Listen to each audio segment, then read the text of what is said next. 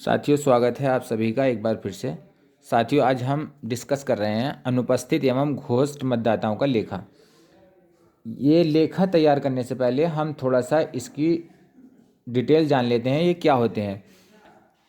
साथियों, जब हमें सामग्री मिलती है तो हमें मतदाता मतदाताओं की लिस्ट मिलती है, सूची मिलती है सब तमाम वोटर्स की। उस सूची के अतिरिक्त हमें एक सूची और मिलती है जिसको हम ASD कहते हैं। ASD सूची कहते हैं। ये ASD सूची क्या होती है? A for absentee, S for shifted और D फॉर डिलीटेड या डेड या डुप्लीकेट, ऐसे कह सकते हैं हम। तो ये तीन तरीके की लिस्ट होती है। ASD में तीन तरीके के वोटर्स होते हैं, उनमें से दो को हम उनको बता रहे हैं अनुपस्थित। A for absentee. एब्सेंटी कौन वोट हैं? वो ऐसे वोटर्स जो अपना पैतृक गांव या जहां पर वो रहते हैं उस जगह को छोड़ के बाहर रहने लगे हैं और उनका घर और परिवार बाकी उसी गांव में या स्थित है।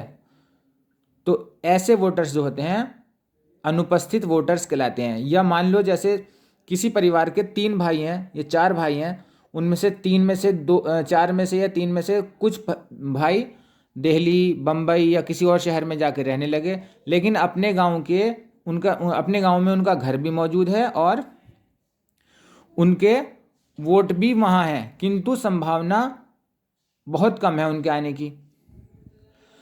वो अपना वोट भी नहीं कटवाते हैं उस गांव से और उनका घर मौजूद है। तो ऐसे मतदाता जिनका अस्थायी रूप से अनुपस्थित, ऐसे मतदाता जिनके घर परिवार विद्यमान हैं, मतलब उस गांव में घर और परिवार विद्यमान है, ऐसे वोटर्स जो होते हैं अब्सेंटी वोटर्स कहलाते हैं। और ये अनुपस्थित या श्रेणी का के वोटर्स कहलाते हैं।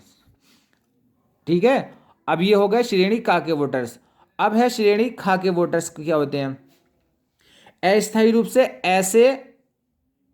रूप से अनुपस्थित ऐसे मतदाता जिनके घर परिवार विद्यमान नहीं है, मतलब उस जहां पर उनका पैतृक गांव है, जहां पर वो रहते थे और वहां पर उनका घर और परिवार भी अब मौजूद नहीं है, ऐसे वोटर्स जो होते हैं वो घोस्ट मतदाता या श्रेणी खा के वोटर्स कहलाते हैं।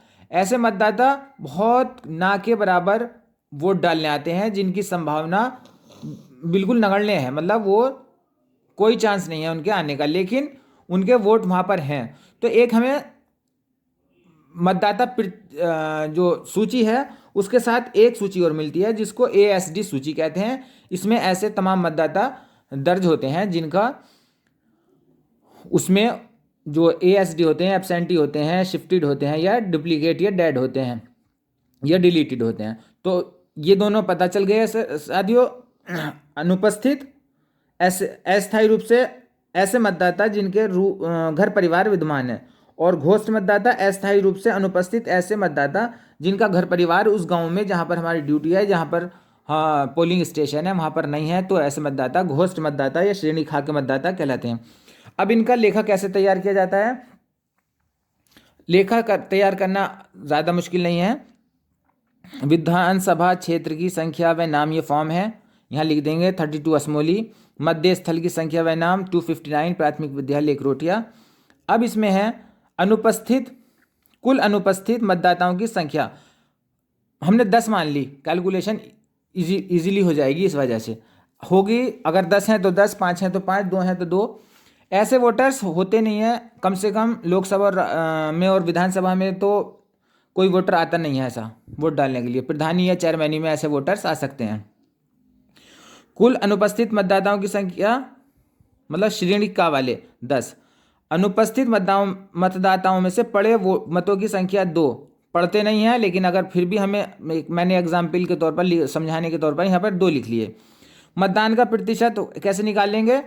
पड़े वोट गुणा 100 बटा कुल वोट, तो यहाँ 20% वोट पड़े, 20% आ गए। अब इसमें एक पॉइंट और है, आयोग द्वारा पहला है फोटो पहचान पत्र ईपिक से मत डालने वाले कुल अनुपस्थित मतदाताओं की संख्या। कुल 2 वोट पड़े हैं तो मैंने एक इधर लिख लिया, एक इधर लिख लिया। अगर नहीं किसी ईपिक से किसी ने नहीं डाला तो 0 कर दो इधर, और अगर अन्य आईडी से किसी ने नहीं डाला तो इधर 0 हो जाएगा, और अगर दोनों ने एक एक से डाला है तो इधर डाल हो जाएगा 1 1। इस तरह से श्रेणी का लेखा पूरा हुआ। अब श्रेणी खा या घोष्ट मतदाताओं का लेखा कैसे तैयार करें। कुल घोष्ट श्रेणी खा मतदाताओं की संख्या 10, घोष्ट श्रेणी खा में से पड़े कुल मतदाताओं की संख्या 2। मैंने इजी हो जाएगा, इस वजह से वही ऊपर वाला डाटा ले लिया है। अगर ये घोष्ट वालों के तो चांस बिल्कुल नगण्य हैं, बिल्कुल कोई चांस नहीं है कि वो किसी भी इलेक्शन में आए, लेकिन फिर भी जो गाइडलाइन है उसके हिसाब से हम बता रहे हैं। मतदान का प्रतिशत कैसे निकालेंगे, इसी तरह से जैसे ऊपर निकाला है, कुल पड़े वोट गुणा 100/10 बराबर 20%। अब फोटो पहचान पत्र ईपिक से मत डालने वाले कुल 1 और आयोग द्वारा निर्धारित अन्य विकल्पों से डालने वाले 1। अब यहाँ पर नीचे ये हमारा लेखा हो जाएगा पूरा टोटल। अब यहाँ पर हम डेट पड़ जाएगी, यहाँ साइन हो जाएंगे, नाम हो जाएगा और यहाँ साइन हो जाएंगे। इस तरह से अनुपस्थित एवं घोष्ट मतदाताओं का लेखा तैयार हो जाएगा और इनका ये जो है लिफाफे में जाएगा। तो साथियों समझता हूँ आपको समझ में आ गया होगा कैसे अनुपस्थित श्रेणी का एवं घोष्ट श्रेणी खा मतदाताओं का लेखा तैयार करना है। साथियों वीडियो पसंद आए तो चैनल को लाइक और सब्सक्राइब करना ना भूलना। आप सभी का धन्यवाद।